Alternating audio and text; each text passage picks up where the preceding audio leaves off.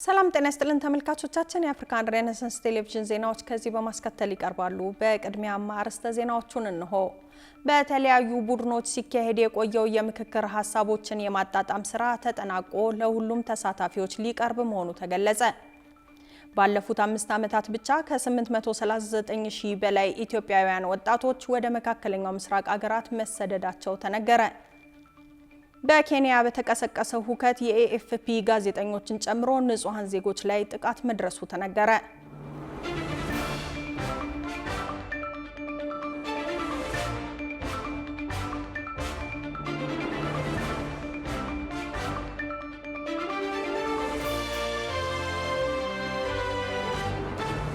ተመልካቾቻችን በያላችሁበት የዓለም ጥግ ሰላምታችን ይድረስ። ይህ የአፍሪካን ሬኔሳንስ ቴሌቪዥን የዜና ሰዓት ነው። የተመራረጡ ዜናዎቻችንን ወደ እናንተ እናደርሳለን።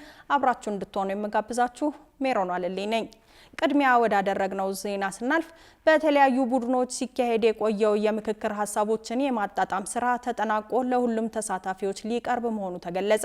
ዛሬ ከሰዓት ጀምሮ የተሰበሰበው ግብአት ተጠቃሎ ነገ በሚከናወኑ ስራዎች ከዳበረ በኋላ በዕለተ ረቡዕ ከ4000 በላይ በሚሆኑ ሙሉ የጉባኤው ተሳታፊዎች ይጸድቃል ተብሎ ይጠበቃል። ዝርዝሩን ይሳቅ እንድሪስ አሰናድቶታል። በተለያዩ ቡድኖች ተከፋፍለው ሲካሄዱ የቆዩ የምክክር ሀሳቦችን የማጣጣም ስራ ተጠናቆ ለሁሉም ተሳታፊዎች ሊቀርብ ነው ተባለ። በሀገራዊ የምክክር ጉባኤ በተለያዩ ቡድኖች ተከፋፍለው ሲካሄዱ የቆዩ የምክክር ሀሳቦችን የማጣጣም ስራ ተጠናቆ ለሁሉም ተሳታፊዎች ሊቀርብ መሆኑን የኢትዮጵያ ሀገራዊ ምክክር ኮሚሽን ምክትል ዋና ኮሚሽነር ሂሩት ገብረስላሴ ተናግረዋል። ምክትል ዋና ኮሚሽነር ሂሩት ይህን ያሉት ዛሬ ለጋዜጠኞች በሰጡት መግለጫ ነው። ምክትል ዋና ኮሚሽነሯ በዚህ ወቅት ከባለፈው ሳምንት ሐሙስ ጀምሮ ከየቡድኑ የተመረጡ 15 ተወካዮች ወይም በአጠቃላይ 120 ገደማ ተሳታፊዎች ሲያከናውኑት የቆየው የማጣጣም ስራ በ8ቱ ቡድኖች በቀረቡ የምክክሩ ሀሳቦች መካከል ድግግሞሽና ተቃርኖ እንዳይኖር እንዲሁም ሰነዱ አንድ ወጥ በሆነ መልክ እንዲዘጋጅ ለማስቻል የተከናወነ ወሳኝ ምዕራፍ እንደሆነ አንስተዋል። በሂደቱ ዙሪያ የነበሩ ዋና ዋና ነጥቦችን የጠቀሱት ምክትል ኮሚሽነሯ የግብአት የመሰብሰብ ምዕራፍ አንዱ መሆኑን ነው የገለጹት። አክለውም የተጣጣሙት የምክክሩ ሀሳቦች ለሁሉም 8 ቡድኖች መልሰው እንደሚቀርቡም ተናግረዋል። ያለፈው ሐሙስ ነው የተመረጡት። ከዛን ጊዜ ጀምሮ ይኸው እስካሁን ሰዓት ድረስ ይሄ በጣም ወሳኝ ስራ ነው። እሱን ሲሰሩ ቆይተዋል። እሱን አሁን በዚህ በቀጣይ ደቂቃዎች ይጨርሳሉ። ያ ተጣጥሞ ተስተካክሎ የሚቀርበው የ8ቱም ቡድን ምክረ ሀሳቦች ለ8ቱም ቡድን መልሰው ይቀርባል። 8ቱ ቡድኖች ራሳቸው ያዘጋጇቸውን ምክረ ሀሳቦች ላይ ብቻ ሳይሆን በአጠቃላይ 8ቱ ቡድኖች ላይ የተቀሩት 7 ቡድኖች ላይ የተሰሩትንም ስራዎች ይተዋወቃሉ፣ ይረዳሉ። በነዛ ምክረ ሀሳቦች ላይ በሌሎቹ እነሱ ባልተሳተፉባቸው ቡድኖች የተሰሩት ምክረ ሀሳቦች ላይ ግብአት ይሰጣሉ።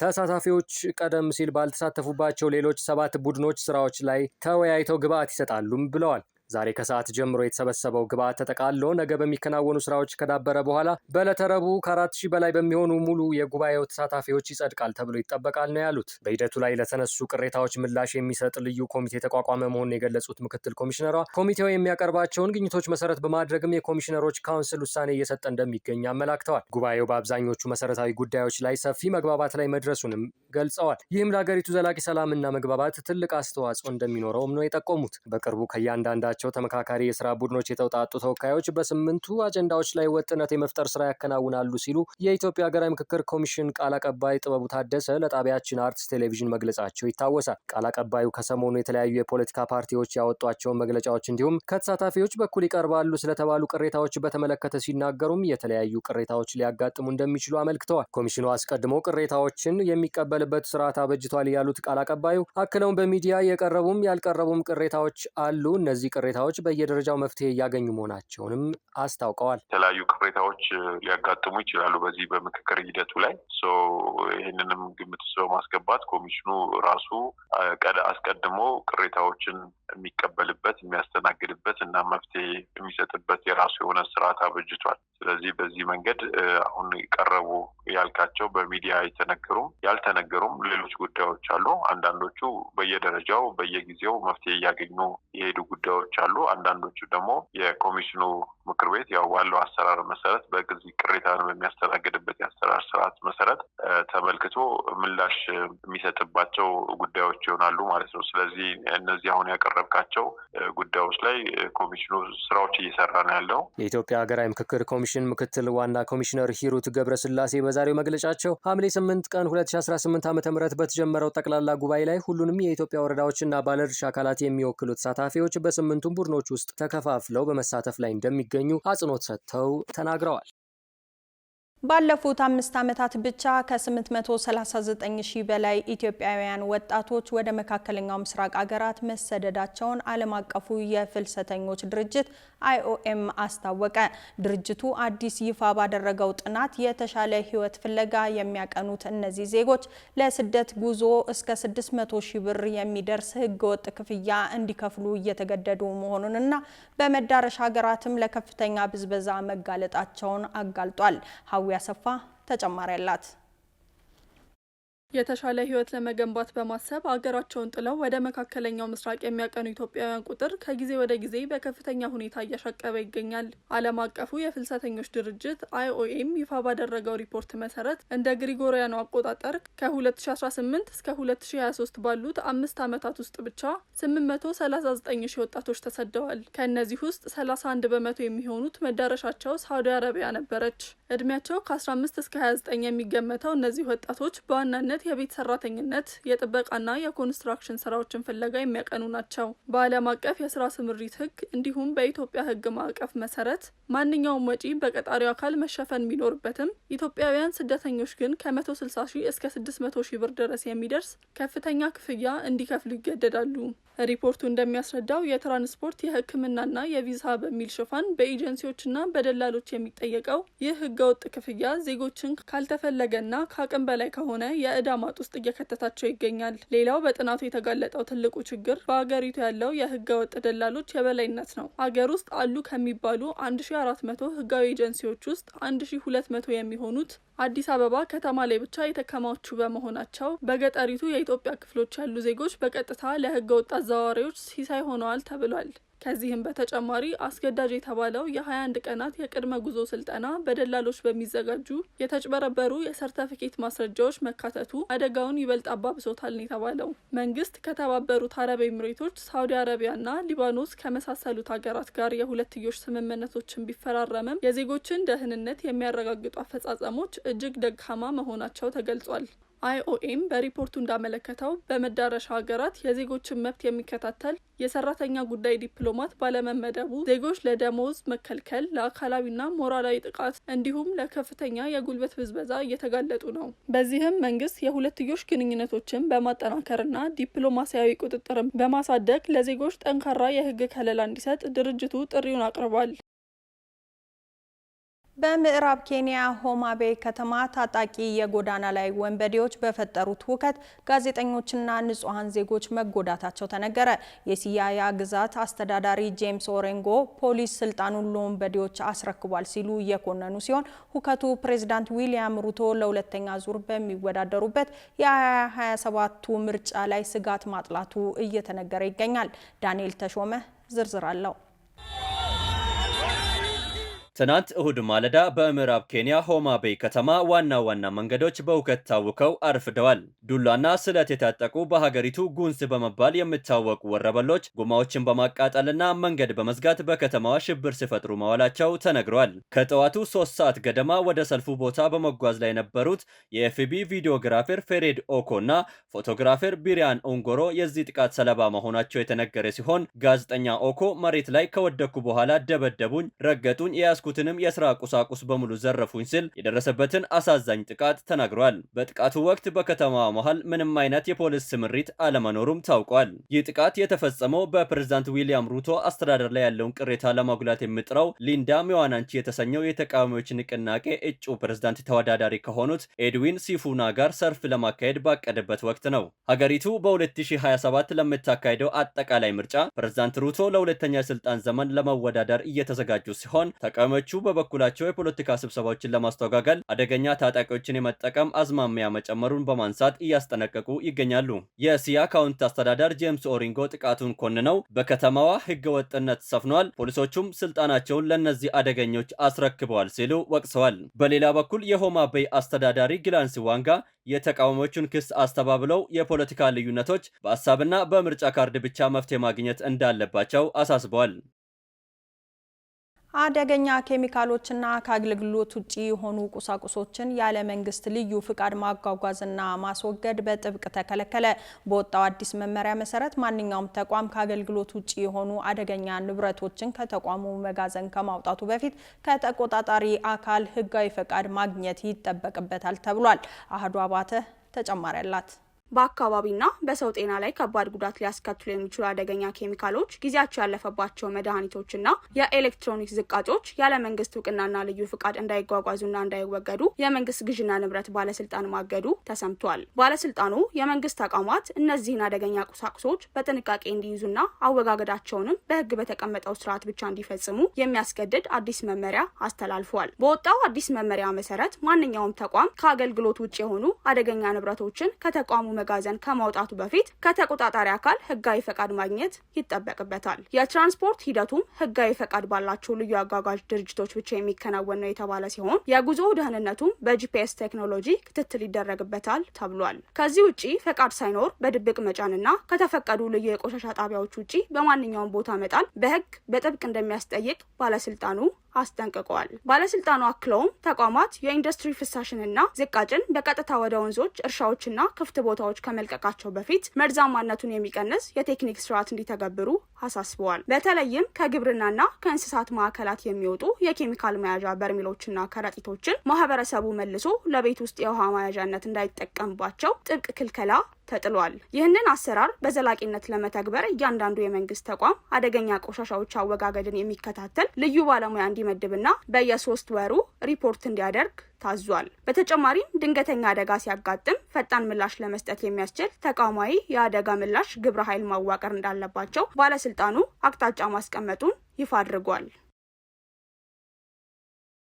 ተመልካቾቻችን አሁን ከማጋራቱ በፊት የተሰኘና በዜና ሰዓታችን ስለ መረጃ ማጣራት ወይም ፋክት ቼኪንግ የተለያዩ መረጃዎችንና የባለሙያ አስተያየቶችን የምናቀርብበት ጊዜ ነው። በዛሬው ምጥን ዝግጅት በስህተት ስለሚሰራጭ የሐሰት መረጃ ወይም ሚስ ኢንፎርሜሽን ምንነት የባለሙያ አስተያየት ተሰማላችሁ። አዘጋጁ ናቲማናዬ ነው።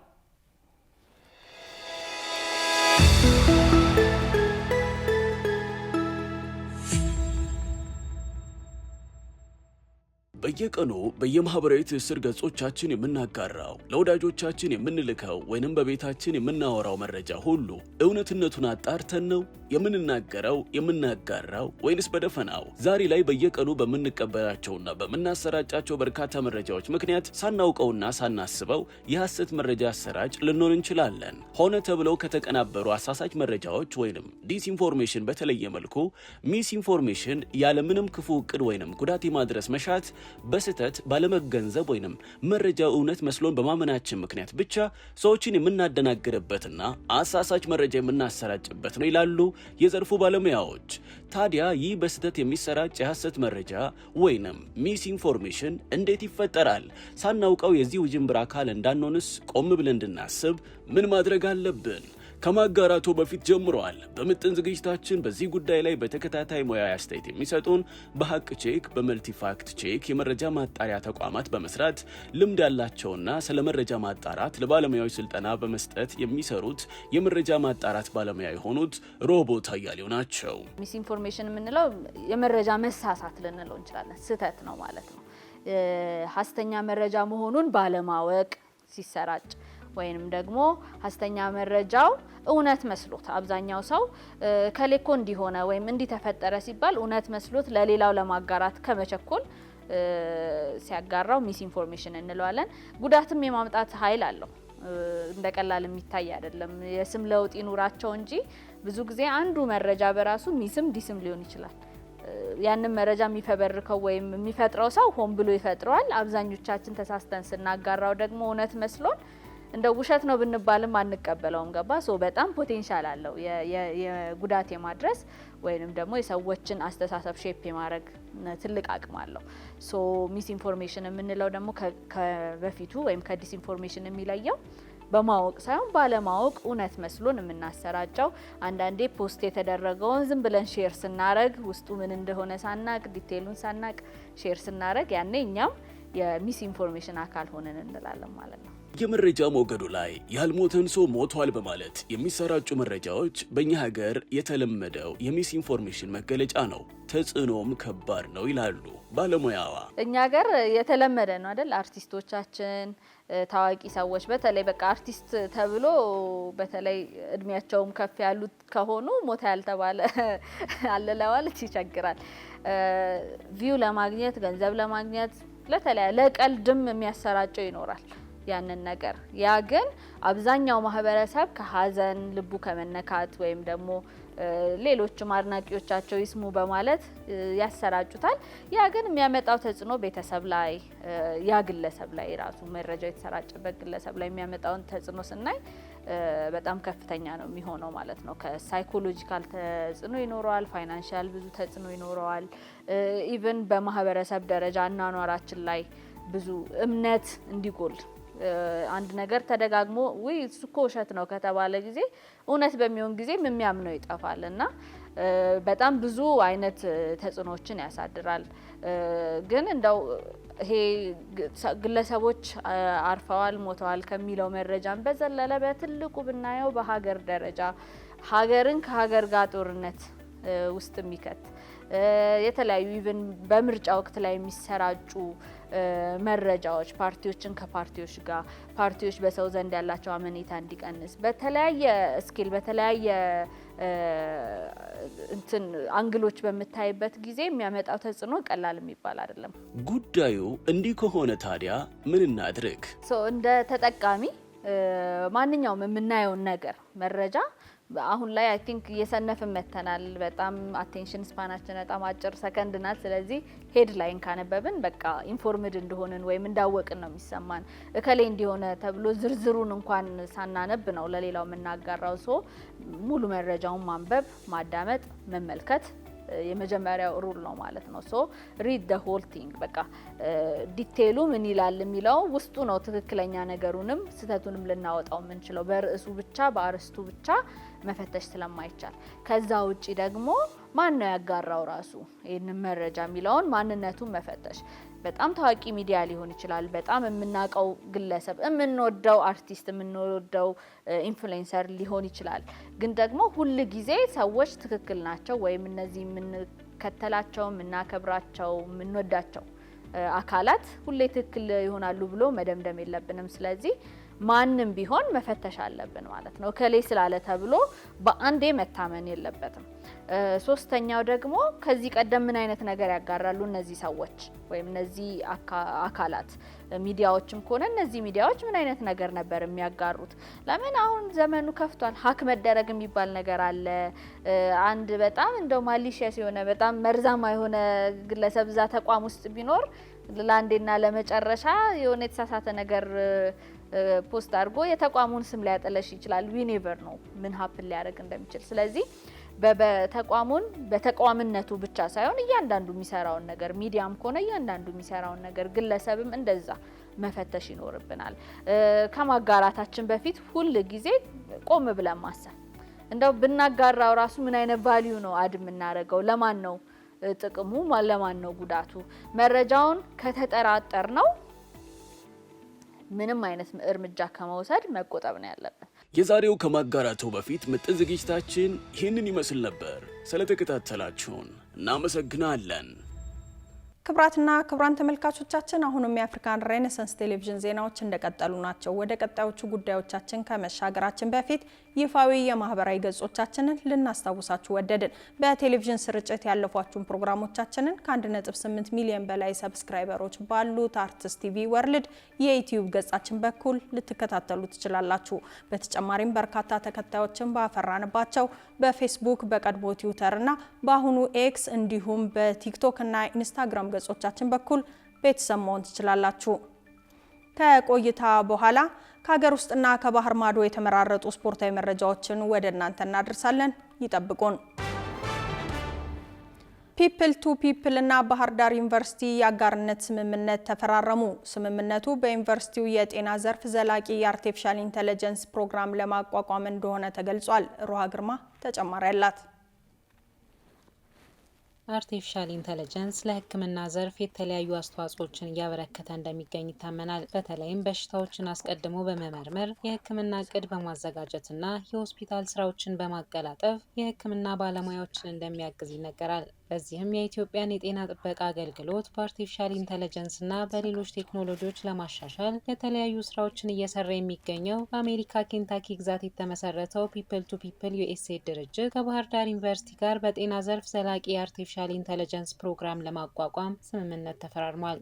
የባህር ዳር ዩኒቨርሲቲ የጤና ሳይንስ ኮሌጅ ዋና ዳይሬክተር የሆኑት ዶክተር በቃሉ ውብሸት ስምምነቱ ጊዜውን የዋጀ እንደሆነና በፒፕል ቱ ፒፕል ማዕቀፍ ውስጥ ያሉ ባለሙያዎችና የዩኒቨርሲቲው ባለሙያዎችን በጋራ እንዲሰሩ የሚያግዝ እንደሆነ ገልጸዋል። አሁን ዛሬ የምንፈራረመው መግባቢያ ሰነድ ይህንን ሁኔታም በብዛት እንድንጠቀምበት በዓለም ላይ ያሉ ትውልደ ኢትዮጵያን የሚወዱ ዜጎች በፒፕል ቱ ፒፕል ማዕቀፍ ውስጥ ያሉ በዚህ ዘርፍ ላይ ሙሉ ትብብር እንድናደርግ ባለሙያዎችም እዚህኛ ጋር ያሉ ባለሙያዎች በዚህ ዘርፍ ካሉ በውጭ ዓለም ከሚኖሩ ባለሙያዎች ጋር በጋራ እንዲሰሩ እውቅና የምንሰጥበት ነው። ይህንን ሳንፈራረም ብዙ ስራዎች እየሰራ ነው። ግን መፈራረማችን ደግሞ የበለጠ ተቋማዊ ቅርጽ ይሰጠዋል፣ የበለጠ መተማመን ይፈጥራል ብዬ ያስባለሁኝ።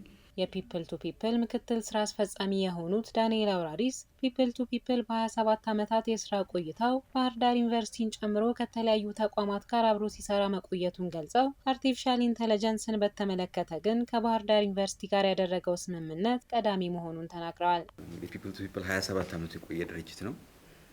ይህን ያህል ሲቆይ ብዙ ከፍታና ዝቅታ አለው። ከብዙ ዩኒቨርሲቲዎች መሰል ከባህር ዳር መሰል ተቋማት ጋር ብዙ ስራዎች ሰርተዋል። ከሆስፒታሎች ጋር እንደዚሁ ብዙ ስራዎች ነበሩ፣ ኢንክሉዲንግ ባህር ዳር ማለት ነው። አሁን እንግዲህ ወደ በቅርብ ጊዜ ደግሞ አሁን ዓለማችንም በሚሄድበት አቅጣጫ ሁላችንም በዛው መንገድ መቃኘት ስላለብን የሰው ሰራሽ አስተውሎትን ደግሞ በሚመለከት ከ2024 ጀምሮ ነው እንደኛ ኢኒሺዬቲቭ ያለን እና ይሄ ቀዳሚው ነው። ከባህር ዳር ዩኒቨርሲቲ ጋር ነው በዚህ ጉዳይ ለመጀመሪያ ጊዜ እየሰራን ያለ ነው። ዳይሬክተሩ ዩኒቨርሲቲው ከፒፕል ቱ ፒፕል ጋር ለ20 ዓመታት ሲሰራ መቆየቱን ገልጸው ተቋሙ በተለያዩ ጊዜያት ለዩኒቨርሲቲው ድጋፍ ሲያደርግ እንደነበር አስረድተው አመስግነዋል። ኦልሞስት ሙሉ 20 ዓመት አብሮ ሰርቷል። ፒፕል ቱ ፒፕል እና ሕክምናና ጤና ሳይንስ ኮሌጅ ባህር ዳር ዩኒቨርሲቲ ከመጀመሪያው የሕክምና ተማሪዎች ከተቀበለበት ጀምሮ ሙሉ ሰፖርት ነበረው። አሁን ደግሞ አይ ቲንክ ይህንን 2 ዲኬድ የቆየውን ሪሌሽንሽፕ ሪሊ ወደ ከፍ ወዳለ ደረጃ የምንወስድበት እድል እንዳለ በደንብ ይታየኛል። በክፉም በደጉም ጊዜ ፒፕል ቱ ፒፕል አብሮን ነበር ማለት እችላለሁ።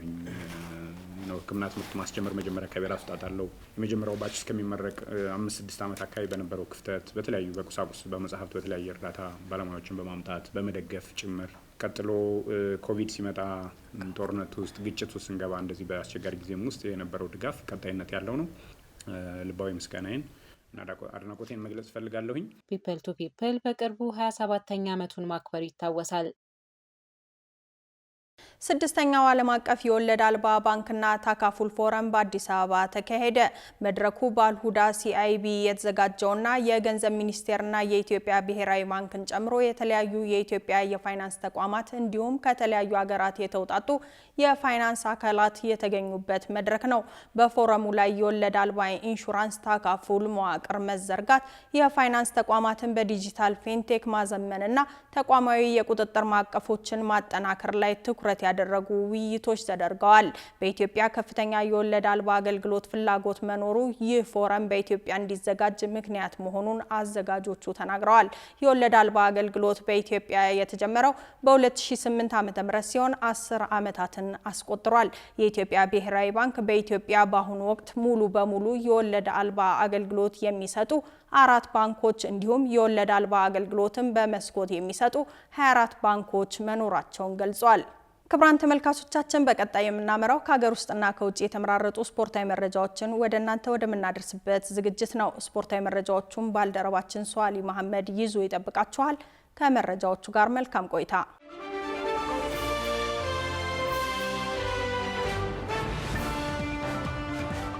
አመሰግናለሁ ሜሮን። ክቡራን ተመልካቾች መረጃዎቻችንን ከሀገር ውስጥ እናስቀድማለን። ከዓመታት ስደት በኋላ በሜዳ የመጫወት ፍቃድ ያገኘው የኢትዮጵያ ብሔራዊ ቡድን የመጀመሪያ የሜዳ ጨዋታውን የሚያከናውንበት ቀን ይፋ ሆኗል። ከሰሞኑ ካፍ የኢትዮጵያ ብሔራዊ ቡድን የአፍሪካ ዋንጫ ማጣሪያ ከሜዳው የሚያደርገውን ጨዋታ በባህር ዳር ስታዲየም እንዲያከናውን ጊዜያዊ ፍቃድ መሰጠቱ ይታወሳል።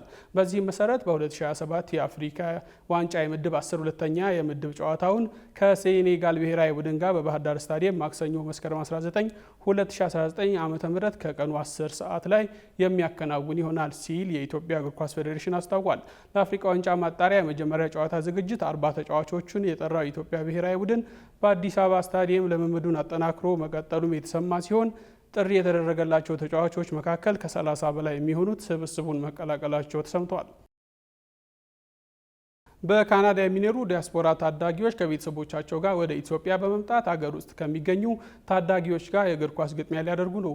በካናዳ ቶሮንቶ ከተማ የሚኖሩ 120 የሁለተኛ ትውልድ ዲያስፖራ ታዳጊዎችና ቤተሰቦቻቸው ያካተተ ልዑክ በቀድሞ የኢትዮጵያ ብሔራዊ ቡድን ተጫዋች አሰልጣኝ አሸናፊ ግርማ እየተመራ ባህላዊና ስፖርታዊ ትስስርን ለማጠናከር ባለፈው ቅዳሜ አዲስ አበባ ገብቷል።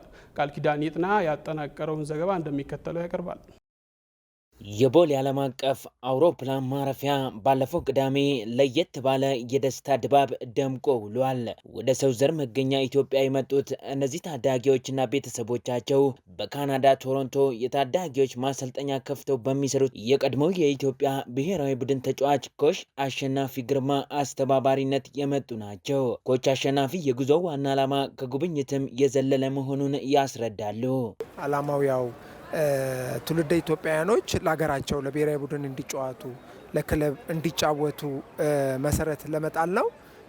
ያ ነገር ተሳክቶ እዚህ በመድረሳችን እዚህ የነበሩ ጓደኞቼ ኮሚቴዎችና እዛ ያሉ ወላጆች እኔን አምነው ወደዚህ በመምጣታቸው ትልቅ ምስጋና ይገባቸዋል። የኢትዮጵያ ዳያስፖራ አገልግሎትን ጨምሮ ከተለያዩ መንግስታዊ ተቋማት ጋር በመተባበር የተዘጋጀው ይህ የአንድ ወር የቆይታ መርሃ ግብር ታዳጊዎቹ ወደ ካናዳ ሲመለሱ የኢትዮጵያን በጎ ገጽታ የሚገነቡ አምባሳደሮች እንዲሆኑ የሚያስችል ነው። ታዳጊዎቹም አገራቸውን በአካል በማየታቸውና ከእኩዮቻቸው ጋር ለመጫወት በመዘጋጀታቸው መደሰታቸውን ገልጸዋል። ኢትዮጵያ ውስጥ ያሉ እግር ኳስን የሚወዱ አቻዎች ተስጦ ለማየትና ከነርሱ ጋር ለመጫወት በጣም ጓጉቻለሁ። የኢትዮጵያን የእግር ኳስ ተስጦ ብቻ ሳይሆን ባህሉን፣ ምግቡንና ሁሉንም ነገር ለማየት ዝግጁ ነኝ። ስለ ኢትዮጵያ ታሪክና ባህል ብዙ አውቃለሁ። አሁን ግን በእናት ሀገሬ በአካል መጥቼ ማየቴ ልዩ ስሜት ፈጥሮብኛል። ከኢትዮጵያ እግር ኳስ ጠንካራ ፍክክር እጠብቃለሁ። ብዙ አዳዲስ ነገሮችንም መማር እፈልጋለሁ። የኢትዮጵያን የእግር ኳስ በመጠቀም ክህሎቴን እንዴት ማሳደግ እንደምችል ማየት እሻለሁ። ከምንም በላይ ግን ኢትዮጵያ ዜግነቴ፣ ቅርሴና መነሻዬ ናት። ስለዚህ እዚህ መገኘቴና ስለ ባህሌ እንዲሁም ስለ ቤተሰብ ታሪክ መማሬ ለእኔ ትልቅ ትርጉም አለው። ትውልድን ከሀገር የሚያስተሳስረው ይህ ጉብኝት በቀጣይ ቀናት ስፖርታዊና ባህላዊ መርሃ ግብሮችን በማከናወን የሚቀጥል እንደሚሆን ከአስተባባሪዎቹ ሰምተናል። የሴቶች አፍሪካ ዋንጫ ፍጻሜውን ሲያገኝ ካሜሩን በታሪኳ ለመጀመሪያ ጊዜ ሻምፒዮን ሆናለች። በሞሮኮ አስተናጋጅነት ሲካሄድ የቆየው የ2026 የሴቶች አፍሪካ ዋንጫ ካሜሩን ማላዊን 3-0 በማሸነፍ በታሪኳ ለመጀመሪያ ጊዜ ሻምፒዮን መሆን ችላለች። ራባት በሚገኘው ሞላይ አልሐሰን ስታዲየም በተካሄደው የፍጻሜ ጨዋታ ሜሪ ማንጋ 2 ግቦች ስታስቆጥር ኒጆ ኤቶ ተጨማሪን ግብ ከመረብ አሳርፋለች። ቀደም ሲል በ2004 በ2014 እና በ2016 ለፍጻሜ ደርሳ በናይጄሪያ ተሸንፋ የነበረችው ካሜሩን ይህንን ታሪካዊ ድል ለማስመዝገብ ዋንጫውን ለመጀመሪያ ጊዜ ማንሳት ችላለች። በዓለም 153ኛ እንዲሁም በአፍሪካ 32ኛ ደረጃ ላይ የምትገኘው ማላዊ በበኩሏ ለመጀመሪያ ጊዜ በተሳተፈችበት ውድድር እስከ ፍጻሜ በመድረስ አስደናቂ ጉዞ ማድረግ ችላለች። በሌላ በኩል አዘጋጇን ሞሮኮ በመለያ ምት ያሸነፈችው አልጄሪያ 3ኛ ደረጃን በመያዝ የነሐስ ሜዳሊያን አግኝታለች። በኮሚኒቲ ሺልድ ፍጻሜ በአርሰናል የተሸነፉት የማንቸስተር ሲቲው አዲሱ አሰልጣኝ ኤንዞ ማሬስካ ከወዲሁ ጥያቄዎች እየተነሳባቸው ይገኛል። ስፔናዊ ታክቲሻንም ፔፕ ጋርዲዮላን ተክተው ኢታሊ የደረሱት ማሬስካ የቀድሞ አሰልጣኛቸውን ቦታ መሸፈን ፈታኝ ሊሆንባቸው እንደሚችል የተገለጸ ሲሆን የሮድሪ ወደ ባርሴሎና ማምራት ደግሞ የጣሊያናዊውን ቆይታ ይበልጥ ያከብደዋል ተብሏል። ተጨማሪ መረጃ አለን።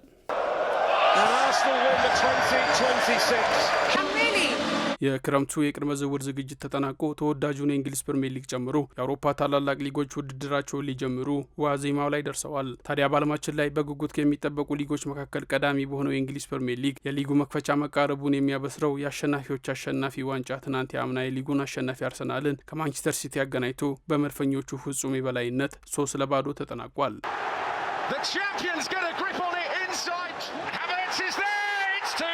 ምሽት የታየው ጨዋታ የሰሜን ለንደኑ አርሰናል ዘንድሮም የዋንጫውን ክብር አሳልፎ እንደማይሰጡና አሁንም የአርቴታ ሰራዊቶች በላቀ ደረጃ መደራጀታቸውን ያረጋገጡበት የነበረ ሲሆን መድፈኞቹ በሊጉ ክለቦች ጠንከር ያለ መልእክት ያስተላለፉበት እንደነበርም በርካታ ተንታኞች ከጨዋታው በኋላ መስክረዋል። ባሳለፍነው ዓመት በ3 አጋጣሚዎች ከፔፕ ማንቸስተር ሲቲ ጋር የተገናኙት መድፈኞቹ ፔፕን በ3ቱም ማሸነፍ ተስኗቸው የነበረ ሲሆን አንድ የካራባኦ ካፕ ዋንጫም አሳልፈው መስጠታቸው ይታወሳል። ሆኖም ዘንድሮ ገና ከመጀመሩ የፔፕ ደቀ መዝሙር የሆኑትና አሁን በሲቲ ቤት ፔፕን የተኩት ኤንዞ ማሬስካን መድፈኞቹ ከወዲሁ አስደንብረውታል። ለዛም ነው ጨዋታውን ለቲኤንቲ ስፖርት በቀጥታ ሲያስተላልፍ የነበረው የሬንጀርስ የቀድሞ ተጫዋች አሊ ማይክ ኮይስት በአርሰናልና በሲቲ መካከል ያለው የብቃት ልዩነት ከረጅም ጊዜ በኋላ ያየሁት ትልቁ ነው ሲል የገለጸው። የደጋፊዎች ዋና ስጋት በ10 ዓመታት ውስጥ 20 ዋንጫዎችን ወደ ማንቸስተር ሲቲ ካዝና ያስገቡት ፔፕ ጋርዲዮላን በማሬስካ ተክቶ ተፎካካሪ ሆኖ መቀጠል መቻሉን አለመቻል ሳይሆን አይቀርም። ጄሚ ካራገር ከጨዋታው በኋላ ሮድሪ ለማንቸስተር ሲቲ ምን ያህል አስፈላጊ ተጫዋች እንደሆነ ቢናገሩም አማካዩ ግን በምሽቱ በ65 ሚሊዮን ፓውንድ ገደማ ባርሰሎናን ለመቀላቀል ተስማምቷል። በዚህ ምክንያት በማርቲን ኦዴጋርድ በሊሱ ስኬሊና በአዲስ ፈራሚያቸው ብሩኖ ጉማሬሽ ፈጽሞ የተበለጡት ውሃ ሰማያዎቹ ኤሊዮት አንደርሰንን በ116 ሚሊዮን ፓውንድ ቢያስፈርሙትም በምሽቱ ጨዋታ አንድም ኳስ ሳያቋርጥና አንድም የተሳካ ታክል ሳያደርግ ተቀይሮ ለመውጣት ተገዷል። በመሆኑ ማንቸስተር ሲቲ መሀል ክፍሉን ይበልጥ ለማጠናከርና የሮድሪን ክፍተት ለመሸፈን የዝውውር መስኮቱ ከመዘጋቱ በፊት አርጀንቲናዊውን ኤንዞ ፈርናንዴዝና ሞሮካዊውን ታዳጊ አዩብ ቡአዲን በፍጥነት ወደ ቡድኑ ለማስገባት እንደሚሰራ ፍንጭ ሰጥቷል። በዚህም ሳቢያ የእግር ኳስ አፍቃሪያን ቡድኑ ልክ ሰር አሌክስ ፈርግሰን ከማንቸስተር ዩናይትድ ከለቀቁ በኋላ የገጠመውን አይነት ውድቀት ማንቸስተር ሲቲም እንዳይገጥመው ያላቸውን ስጋት በመግለጽ ላይ ናቸው። ወጣቱ ማይልስ ሉዊስ ስኬሊ ስሙ ከቼልሲና ማንቸስተር ዩናይትድ ጋር ቢያያዝም በአርሰናል መሀል ሜዳ ክፍል ተሰልፎ ድንቅ ብቃቱን በማሳየት በአርሰናል ቤትም ቋሚ አስተላለፍ ውስጥ መግባትም አቅም እንዳለው አስመስክሯል። አርሰናል ዋንጫው ማሳካቱን ተከትሎ 18ኛ የኮሚኒቲ ሺልድ ያሳካ ሲሆን ከማንቸስተር ዩናይትድ በመቀጠል ሁለተኛ ደረጃ ላይ ይገኛል። አሁን አጓጊ ጉዳይ ከወዲሁ ፔፕ ጋርዲዮላ የናፈቀው ማንቸስተር ሲቲ አመቱን እንዴት ሊገፋው ይችላል የሚለው ጉዳይ ሲሆን ውሃ ሰማያዎቹ የመጀመሪያ የሊግ ፈተናዎቹን አምና ከዋንጫ መንገዳቸው ያሰናከሏቸውን ቦርነማውዝ በመግጠም ይጀምራሉ። ክቡራትና ክቡራን ተመልካቾቻችን በእኔ በኩል ያስኳቸውን ስፖርታዊ መረጃዎችን አጠናቀቅ ያለው ከመረጃዎቹ ጋር ሷሊ መሐመድ ቆይታ አደረግኩኝ። መልካም ቆይታ።